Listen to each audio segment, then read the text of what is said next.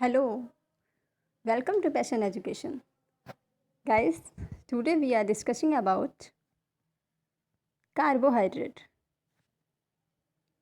Guys, आज की इस वीडियो में हम कार्बोहाइड्रेट से जुड़ी हुई बातें आपको बताएंगे. गाइस, पिछले वीडियो में हमने न्यूट्रिशन एंड डाइजेशन चैप्टर से विटामिन के बारे में आपको बताया था. आज का जो टॉपिक है वो है कार्बोहाइड्रेट. गाइस, हम कार्बोहाइड्रेट के बारे में बताएंगे आपको. So let's start this class. What is carbohydrate? Guys, carbohydrate क्या होते हैं? तो पहले तो मैं आपको बता देती हूँ कि कार्बोहाइड्रेट जो है वो शरीर के लिए प्रमुख ऊर्जा स्रोत होता है. गाइस, जिस तरह से हमारी बॉडी के लिए विटामिन, प्रोटीन, ये सारी चीज़ें, खनिज लवण यूज़फुल हैं, उसी तरह से हमारे लिए कार्बोहाइड्रेट भी ज़रूरी है. गाइस, ये कार्बन, हाइड्रोजन और ऑक्सीजन से बने कार्बनिक पदार्थ हैं. इनको पॉलीहाइड्रॉक्सी एल्डिहाइड या कीटोन कहा जाता है या जाना जाता है, जो हाइड्रोलिसिस यानी जल अपघटन होने या तो एल्डिहाइड या कीटोन उत्पन्न करते हैं. गाइस, जब ये कार्बोहाइड्रेट जल के साथ अभिक्रिया करते हैं तो वो या तो एल्डिहाइड क्या करते हैं, उत्पन्न करते हैं, और या तो ये कीटोन उत्पन्न करते हैं.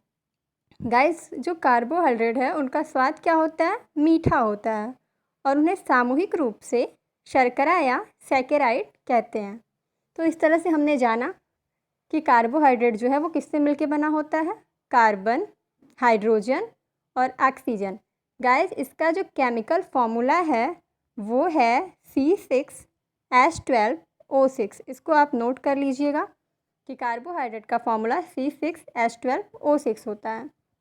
गाइस, इसमें मैंने आपको बताया कि एल्डिहाइड समूह यानी CHO, इसको भी आप कहीं नोट कर लीजिएगा, और कीटोन यानी कि ON, ठीक है, इसको बॉन्ड कहते हैं. तो ये समूह होता है.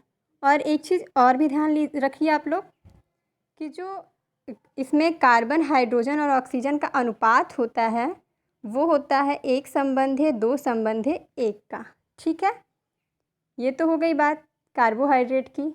और कुछ कार्बोहाइड्रेट जल में घुलनशील होते हैं और कुछ कार्बोहाइड्रेट जल में अघुलनशील होते हैं. ठीक है, जो हमारे शरीर में घुल जाते हैं उन्हें हम क्या कहते हैं? घुलनशील कार्बोहाइड्रेट. और जो हमारे शरीर में नहीं घुल पाते हैं उन्हें हम कहते हैं अघुलनशील कार्बोहाइड्रेट. ठीक है, तो इस तरह से हमने आपको बताया कि कार्बोहाइड्रेट भी हमारी बॉडी के लिए क्या है? बहुत ही ज़्यादा ऊर्जा का स्रोत है. जैसे कि अन्य सारे खनिज लवण, प्रोटीन, विटामिन यूजफुल है, उसी तरह से ये कार्बोहाइड्रेट भी हमारी बॉडी के लिए यूज़फुल है. तो गाइस, मैं आपको बता रही थी कि कुछ जो हैं कार्बोहाइड्रेट वो हमारे शरीर में घुलनशील हैं और कुछ हैं जो घुलनशील नहीं हैं. तो मैं आपको बता दूं कि क्या क्या घुलनशील है. ठीक है, तो जो शर्करा होती है, जो भी शर्करा होती है, माल्टोज, सुक्रोज, फ्रैक्टोज और ग्लूकोज, ये सारी चीज़ें जो भी हैं वो हमारी बॉडी क्या करती है? अपने अंदर घोल लेती है. तो वो सारी चीज़ें आपकी घुलनशील हो गई, घुलनशील कार्बोहाइड्रेट हो गई. और जो चीज़ें नहीं घुल पाती हैं, जैसे कि आपका मंड हुआ, स्टार्च हुआ, सेलुलोज हुआ, इन सब चीज़ों का पाचन हमारी बॉडी नहीं कर पाती है, तो वो सारी चीज़ें अघुलनशील कार्बोहाइड्रेट कहलाती हैं. अब बात करेंगे हम कार्बोहाइड्रेट के प्रकार की. Guys, there are 3 types of carbohydrate. Carbohydrate को 3 प्रकार में बांटा गया है. फर्स्टली मोनोसैकेराइड, सेकंड है आपका डाइसैकेराइड, या इसको कहते हैं गाइस, ध्यान से देखिएगा, इसको कहते हैं OLIGA, और फिर सैकेराइड की स्पेलिंग लिखेंगे SACCHARIDES.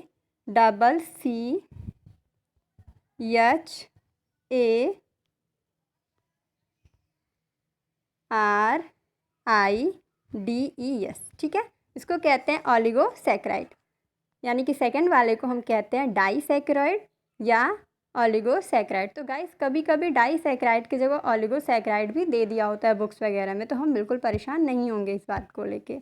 थर्ड जो है उसका नाम है पॉलीसैकेराइड. क्या नाम है इसका? पॉलीसैकेराइड या फिर इसको हम ग्लाइकॉन्स कहते हैं। क्या कहते हैं? ग्लाइकॉन्स। तो कहीं कहीं ग्लाइकॉन्स भी दिया होता है। ठीक है, ये हो गया आपका।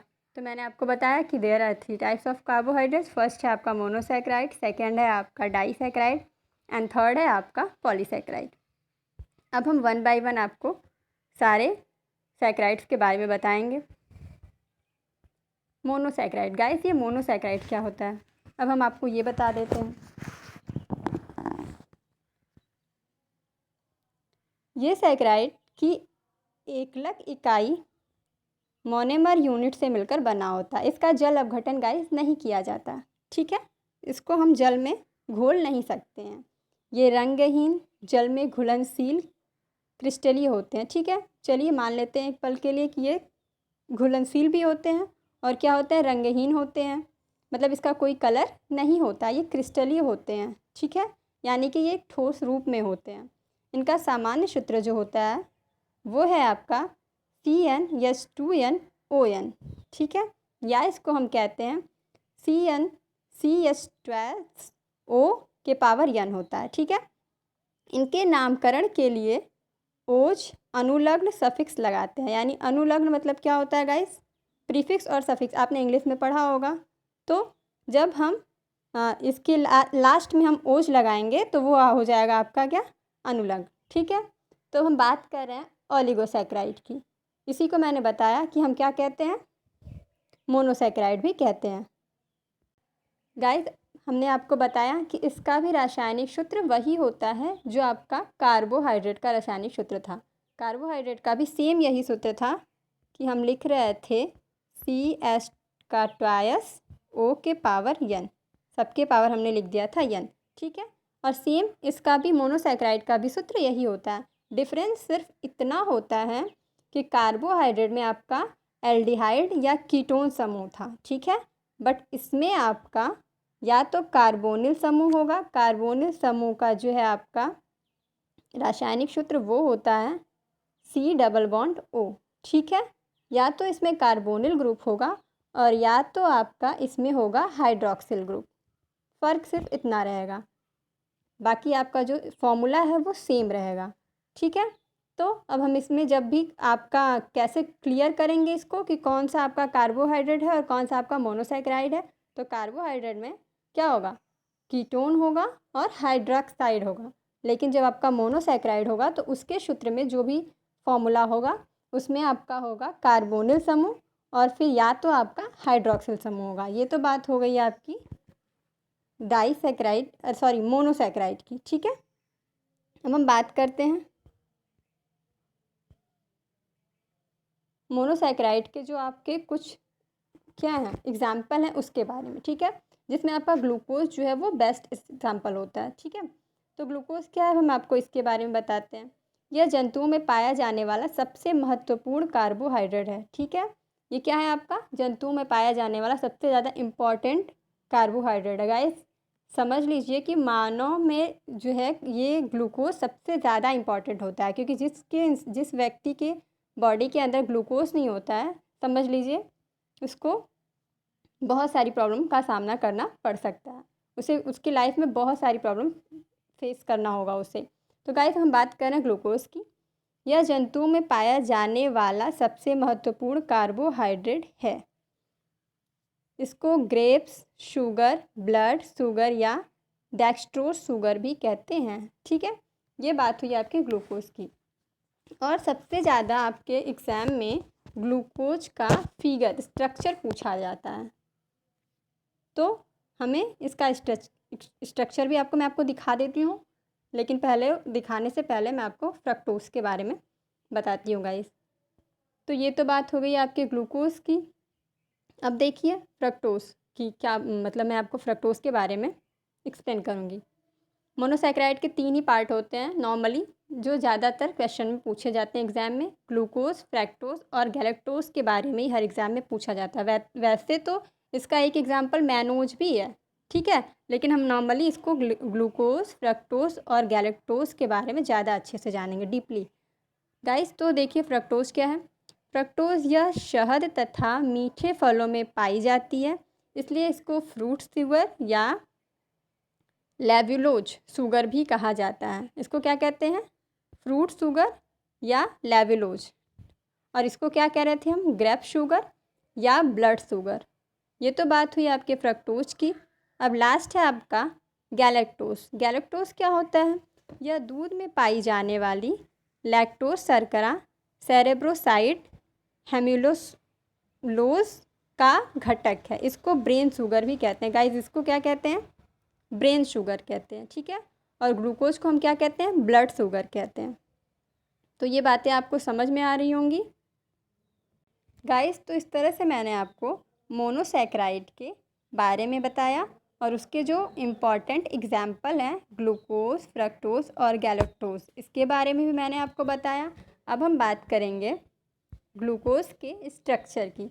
गाइस मैंने आपको पहले ही बताया था कि इसका जो सूत्र होता है वो होता है C6H12O6 और C6H12O6 को मैंने डिवाइड करके इस तरह से इसका स्ट्रक्चर बनाया हुआ है।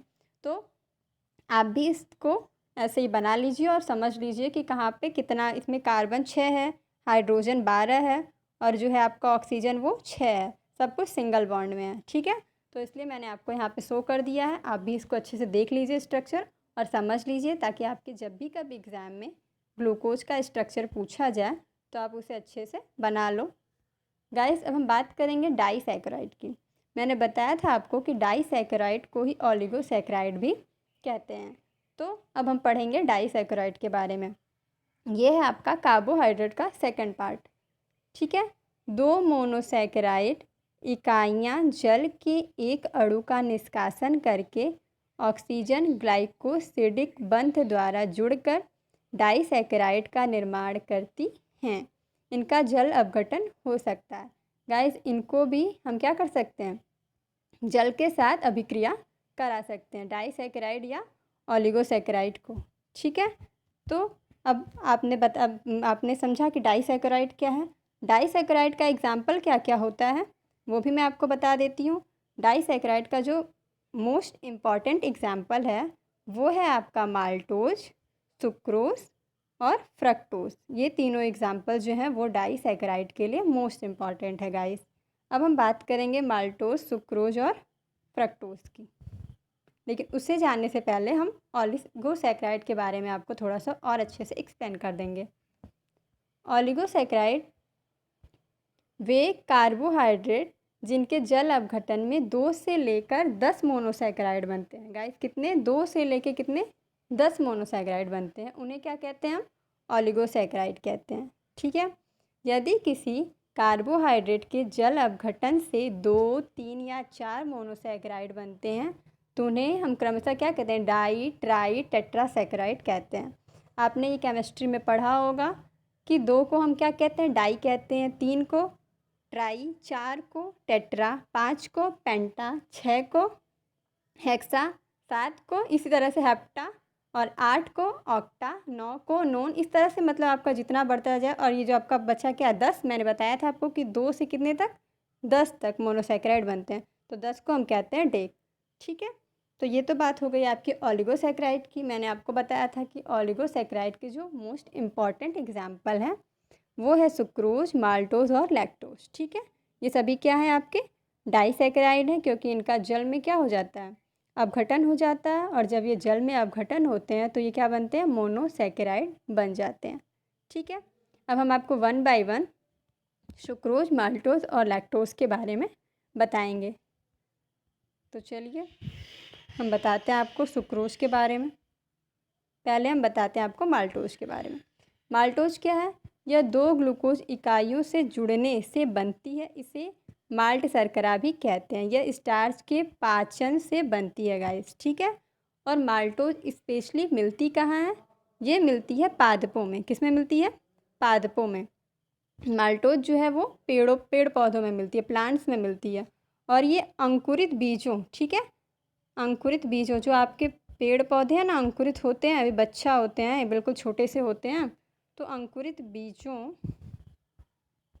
से आपको क्या मिलती है? ये माल्टोज प्राप्त होती है। अंकुरित बीजों में क्या होता है? माल्ट शर्करा होती है। क्या होती है? माल्ट शर्करा, जिसे हम कहते हैं माल्ट शुगर। क्या कहते हैं? Malt sugar. तो उसी से हमें माल्टोज प्राप्त होती है। गाइस नॉर्मली यही पूछा जाता है कि माल्टोज हमें कहाँ मिलती है और किस चीज़ से मिलती है। तो माल्टोज हमें मिलती है अंकुरित बीजों से, ठीक है। और अंकुरित बीज क्या निर्माण करते हैं, माल्ट शर्करा का, और माल्ट शर्करा से ही हमें माल्टोज प्राप्त होती है। अब बात करेंगे हम सेकंड एग्जाम्पल की। ये है आपका सुक्रोज, ठीक है। तो ये सुक्रोज जो है ये भी आपको किससे मिलता है, पेड़ पौधों से ही मिलता है। तो दो चीज़ें जो है आपका माल्टोज और सुक्रोज, ये दोनों जो डाइसैकेराइड के एग्जाम्पल हैं वो दोनों हमें किससे मिलते हैं, अंकुरित बीजों से या पेड़ पौधों से, ठीक है। अब मैं आपको सुक्रोज के बारे में डीपली समझा देती हूँ। सुक्रोज एक डाइसैकेराइड है जो मोनोसैकेराइड के अवशेष द्वारा निर्मित एक कार्बनिक यौगिक है, ठीक है। ग्लूकोज और फ्रैक्टोज, सुक्रोज किससे मिलकर बना हुआ है गाइस, ग्लूकोज और फ्रक्टोज से मिलकर बना हुआ है। आपको पता होगा कि ग्लूकोज का भी सूत्र वही होता है C6H12O6, ठीक है, प्लस फिर से आपका C6H12O6। जब दोनों आपका मिलेगा तो आपका बन जाएगा, यहाँ पे मैं बताती हूँ क्या बनेगा, बनेगा आपका C12H22O11 प्लस आपका H2O भी बन जाएगा। ये आपका इम्पॉर्टेंट फॉर्मूला है, पहले आप इसको नोट कर लीजिए, ठीक है। बात कर रहे थे हम इसके सुक्रोज के बारे में। सुक्रोज एक डाइसैकेराइड है, दो मोनोसैकेराइड के अवशेषों द्वारा निर्मित एक कार्बनिक यौगिक है, ग्लूकोज और फ्रक्टोज। तो ग्लूकोज और फ्रक्टोज का मैंने आपको फॉर्मूला बता दिया। शुद्ध रूप में फ्रक्टोज है 185 डिग्री के पिघलने बिंदु के साथ एक मीठा स्वाद के साथ एक सफ़ेद पाउडर। ये आपका सुक्रोज क्या होता है, एक सफ़ेद पाउडर नुमा होता है। हम उस तथाकथित तेज कार्बोहाइड्रेट को जोड़ते हैं जो पाचन तंत्र में विघटित हो जाता है। कुछ पौधों के रस और फलों में बड़ी मात्रा में निहित गन्ना यानी कि 18 to 20%, चुकंदर 20 to 23%। हालांकि मेपल, संटी, गाजर और तरबूज के रस में क्या पाया जाता है, सुक्रोज पाया जाता है। तो बच्चों मैंने आपको पहले ही बता दिया था, ये जो माल्टोज और सुक्रोज हैं वो दोनों आपको पेड़ पौधों से मिलते हैं या फिर मिलते हैं आपको अंकुरित बीजों से, ठीक है। और ये नॉर्मली मिलते हैं संटी, गाजर और तरबूज के रस में। ये भी स्वाद में कैसे होते हैं, मीठे होते हैं। अब हम बात करेंगे लैक्टोज की।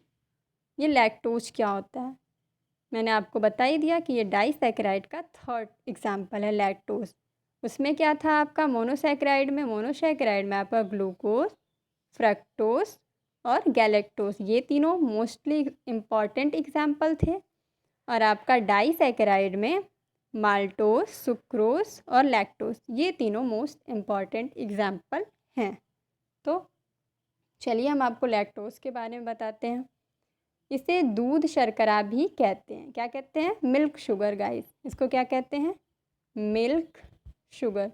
ये जो चीज़ें मैं आपको स्क्रीन पे लिखती हूँ उसे आप कहीं रफ पे या नोटबुक पे नोट कर लिया कीजिए ताकि ये चीज़ें फिर आपको भूलें ना।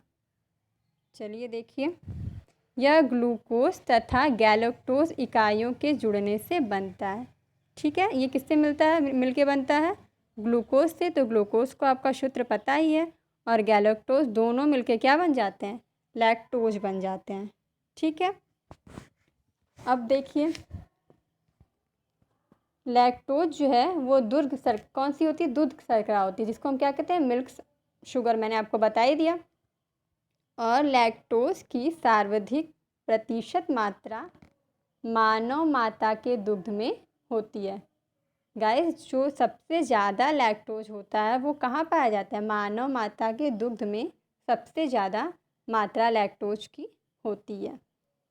मैंने आपको बता ही दिया कि ये ग्लूकोज और गैलेक्टोज यानी दोनों का सूत्र वही है जो मैंने आपको पीछे बताया है, ग्लूकोज और फ्रक्टोज का। तो वही दोनों फॉर्मूला यहाँ पे लिख के हम लैक्टोज को बना देंगे। चलिए गाइस, अब जो एग्जाम्पल है आपका, ये कार्बोहाइड्रेट का थर्ड पार्ट है पॉलीसैकेराइड, या मैंने आपको पहले ही बताया इसे कहते हैं ग्लाइकॉन्स। क्या कहते हैं, GLYCANS, क्या कहते हैं, ग्लाइकॉन्स। तो कभी अगर पॉलीसैकेराइड के प्लेस पे आपको ग्लाइकॉन्स दे दिया तो आपको बिल्कुल भी परेशान नहीं होना है। आपको समझ जाना है कि आपको क्या कह रहा है, पॉलीसैकेराइड के बारे में बात कर रहा है या फिर ग्लाइकॉन्स के बारे में बात कर रहा है। दोनों चीज़ें आपकी क्या है, सेम है। तो चलिए अब हम पढ़ते हैं पॉलीसैकेराइड को। लगभग 10 से अधिक मोनोसैकेराइड इकाइयाँ जुड़कर जटिल कार्बोहाइड्रेट पॉलीसैकेराइड बनाती हैं। इसको सामान्यतः ग्लाइकेन भी कहा जाता है। मैंने आपको पहले ही बता दिया कि इसको क्या कहते हैं, ग्लाइकेन्स भी कहते हैं। इसका जल अपघटन हो सकता है, यह जल में अघुलनशील है, ठीक है, ये मीठी नहीं होती गाइस, ये जान लीजिए। ये जो पॉलीसैकेराइड है इसका जल अपघटन तो हम कर सकते हैं बट ये जल में घुल नहीं सकती। मैंने आपको पहले ही बताया था जो जल में नहीं घुलता है उसका एग्जाम्पल है स्टार्च, सेल्यूलोज, काइटिन। ये सारी चीज़ें जो है वो आप क्या होती हैं, वाटर में सॉल्यूबल नहीं है और इनका जो स्वाद होता है वो भी मीठा नहीं होता है, ठीक है। आपका मोनोसैकेराइड और डाइसैकेराइड, ये जो दोनों टाइप्स थे कार्बोहाइड्रेट के, उनका टेस्ट मीठा था बट पॉलीसैकेराइड का टेस्ट मीठा नहीं होता है। तो ये हुई बात पॉलीसैकेराइड की।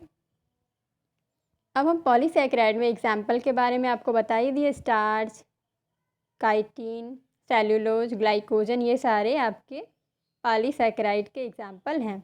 इसमें पढ़ते हैं हम, इसमें एमिलोपेक्टिन तरह ए डी ग्लूकोज इकाइयाँ A14 लिंकेज से जुड़ी रहती हैं तथा A16 लिंकेज से शाखाएं निकलती हैं। यह भी आयोडीन के साथ क्या देता है, रेड कलर देता है, यानी कि लाल कलर देता है। ग्लाइकोजन जो है वो जंतुओं तथा कवकों में भोजन का संचय के रूप में क्या होता है, प्रयोग होता है ग्लाइकोजन, ठीक। किस रूप में होता है, जंतुओं तथा कवकों में भोजन के रूप में होता है। गाइस ये जान लीजिए कि ग्लाइकोजन का यूज मतलब मानव में नहीं होता, नॉर्मली ये किस में होता है, कवकों के भोजन के रूप में होता है। हम बात करेंगे स्टार्च की।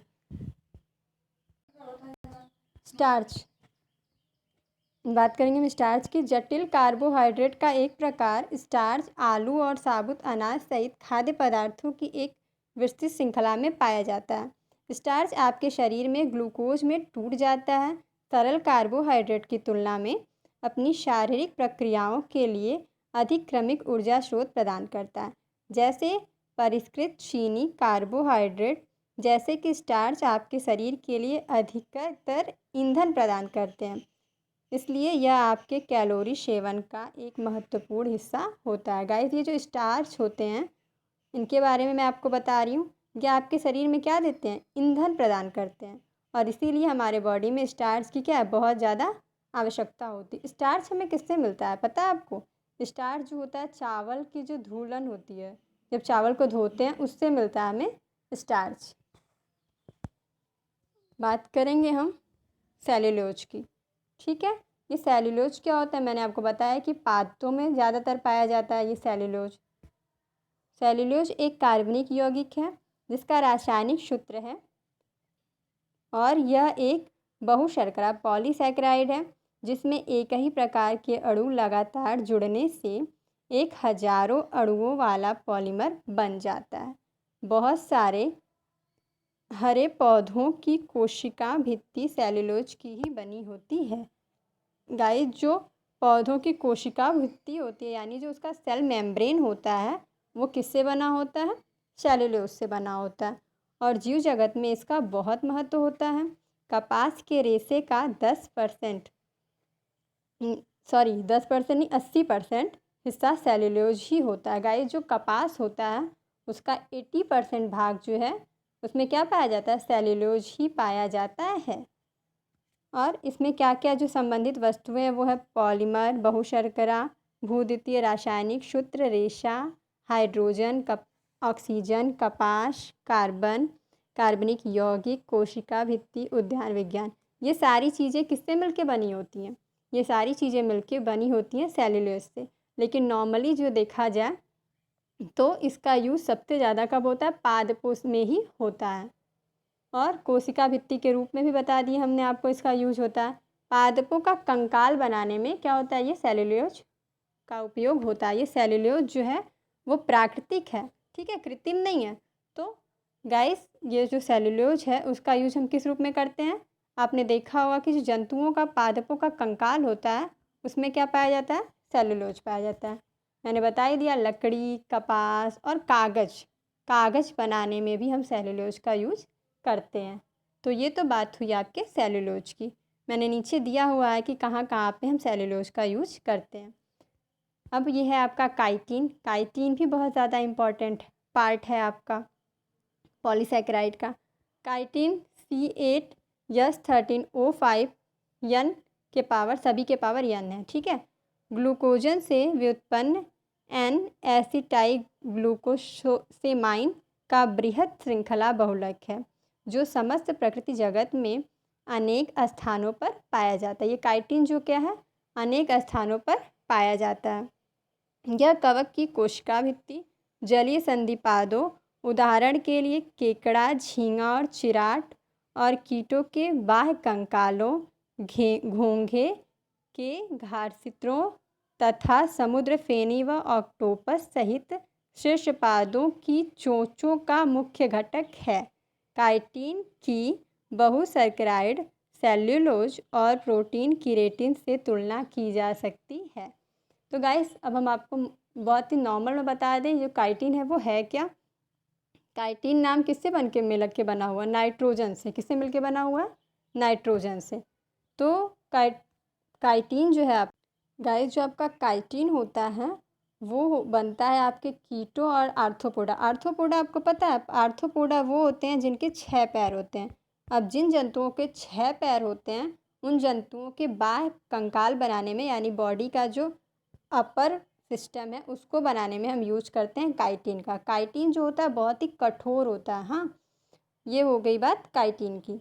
और हम सेल्यूलोज के बारे में बता रहे थे, हमने आपको बताया कि ये जो सेल्यूलोज है उसका मनुष्य पाचन नहीं कर सकता, ठीक है। इसको केवल कौन यूज कर सकता है, जो आपके पादप जंतु हैं वो केवल अधिक से अधिक, या फिर जो ये जुगाली करने वाले जंतु हैं वो केवल इसका यूज कर सकते हैं सेल्यूलोज का।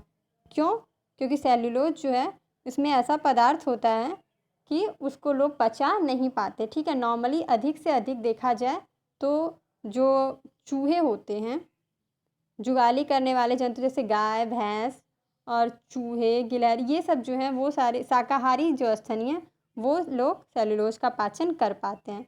और ये जो मानव है वो मानव प्रजाति सेल्यूलोज का पाचन नहीं कर पाती है। ये तो बात हो गई सेल्यूलोज, काइटिन और आपके स्टार्च की। अब हम बात करेंगे विशिष्ट लक्षण, ठीक है। कार्बोहाइड्रेट में क्या क्या विशिष्ट लक्षण होते हैं। इसकी संचित मात्रा 900 ग्राम होनी चाहिए। कितनी होनी चाहिए, लगभग 900 ग्राम, यानी कि 1 किलोग्राम में आपका 100 ग्राम कम, ठीक। संचय स्थल यकृत और पेशियाँ, ये कहाँ पे पाया जाता है, यकृत और पेशियाँ में पाया जाता है। थर्ड है आपका प्रतिदिन की आवश्यकता। इसमें डेली आपको कितनी यूज होनी चाहिए कार्बोहाइड्रेट, 500 ग्राम लगभग।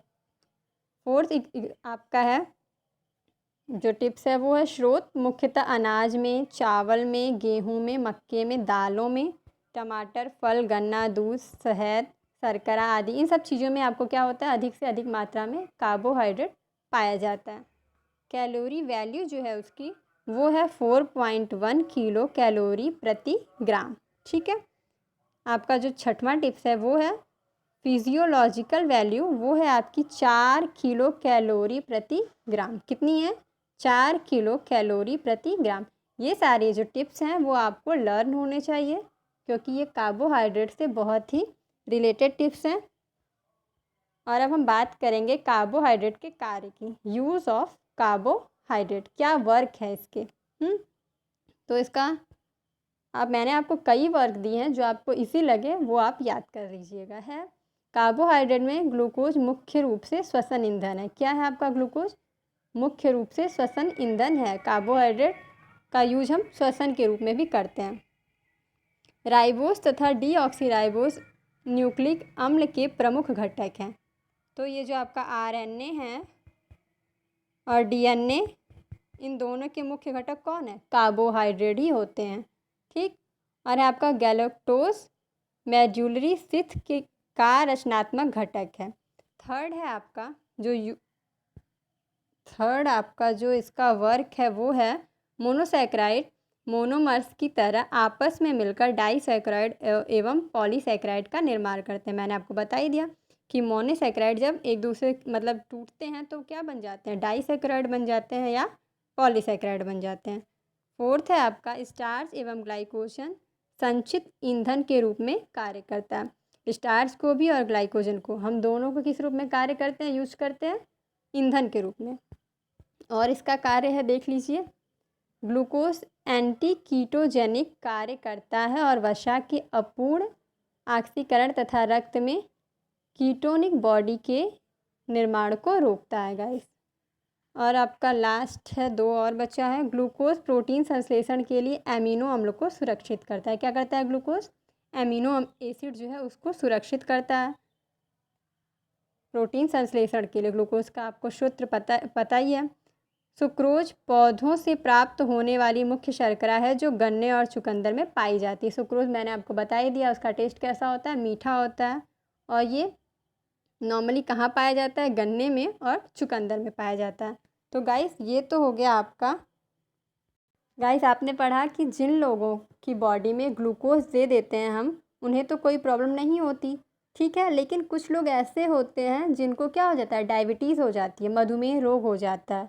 तो गाइस जिन लोगों को मधुमेह रोग हो जाता है तो उन्हें हम ग्लूकोज कैसे देंगे, क्वेश्चन ये उठता है। तो हम उन्हें ग्लूकोज देने के लिए, और यानी कि उनके भोजन में मिठास है, इसके लिए हम उन्हें सैकरिन क्या देते हैं, सैकरिन। ये होता है उनकी बॉडी में जिनको डायबिटीज़ हो जाती है, उनको हम सैकरिन नामक पदार्थ है वही क्या करते हैं, देते हैं। और ये क्या है, ये कृत्रिम और शर्करा से कहीं अधिक मीठा पदार्थ होता है, जान लीजिए। यानी कि ये कृत्रिम मतलब कि मानव निर्मित द्वारा बनाया हुआ पदार्थ है। और ये शर्करा जो है आपका जो शुगर है उससे कहीं ज़्यादा ही मीठा होता है। बट जिन लोगों को डायबिटीज़ हो जाती है उन लोगों को हम अधिक से अधिक यही उनकी बॉडी में इंजेक्ट करते हैं, या तो इंजेक्ट के थ्रू या तो फिर हम उनको देते हैं खाने के लिए, खाने की चीज़ों में मिला के, ठीक है। तो ये बात हुई आपके वर्क ऑफ कार्बोहाइड्रेट की।